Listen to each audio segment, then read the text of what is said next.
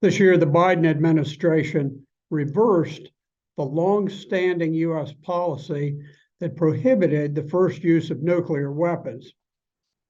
That means that now the U.S. may, at any time, launch a surprise nuclear attack on Russia, a nuclear Pearl Harbor, raining down hydrogen bombs on pedestrians in Moscow and St. Petersburg. That will, of course, signal the start of World War III, triggering a nuclear holocaust that will end all human civilization. In response to this newly aggressive policy, President Putin of Russia has been forced to consider adopting a dramatic change to Russian nuclear doctrine. And no change is certain yet, but if it's approved, Russia would counter Biden's radical new policy with a first strike doctrine of its own. Russia is deeply concerned because NATO has moved its nuclear weapons ever closer, encircling the Russian Federation with missiles. At the same time, the U.S. has allowed, we don't know, perhaps encouraged Ukraine to launch provocative drone strikes deep within Russia in an attempt to destroy Russia's nuclear deterrent forces.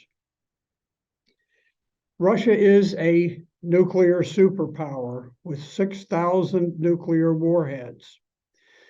1,588 of them are ready for immediate launch at any time.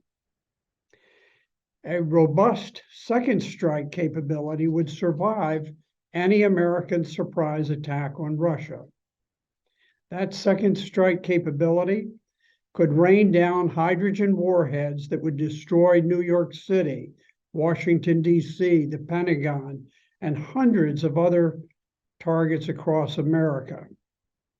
At the same time, Russia's submarines armed with nuclear missiles would shower down warheads on Europe, hitting London, Paris, Rome, Berlin, Madrid, Amsterdam, Brussels, Warsaw, Kiev, Stockholm, Oslo, Helsinki, and Bucharest. All would be incinerated, blasted to ruins, and swept by massive clouds of radioactive particles that would rain down on smaller cities for weeks. Many nations in Asia, like Japan, Australia, South Korea, would be exterminated too. America's first use nuclear doctrine may spell the end of mankind. We must draw back before something triggers a colossal war. Now, the ongoing battle for Bakhmut in Ukraine has gradually become a disaster for the Ukrainian army. As Russia has successfully embarked on quadrupling its armed forces by early next year, Ukraine's own army is withering. Their troops are being thrown by the thousands into a cauldron of death in Bakhmut, and they do not seem to have any solution to the problem. Russia is winning in Bakhmut, Ukraine is losing in Bakhmut, and this proves or indicates that it is becoming a major strategic battle within the war. Now, even General Mark Milley, the chairman of the Joint Chiefs of Staff, admitted that Ukraine is unlikely to make further advances against Russia's forces. Ursula von der Leyen, president of the EU Commission, just revealed that the Ukrainian army has lost 100,000 men killed in battle so far this year. And although she equivocated later under pressure from Ukraine, from President Zelensky, there are published soldiers' obituaries that have been tallied up, and they back up the original 100,000 figure. The Ukrainian death toll is utterly shocking.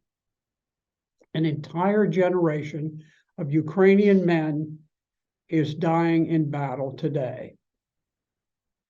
Ukraine's population is simply too small to reconstitute its army. The war is lost.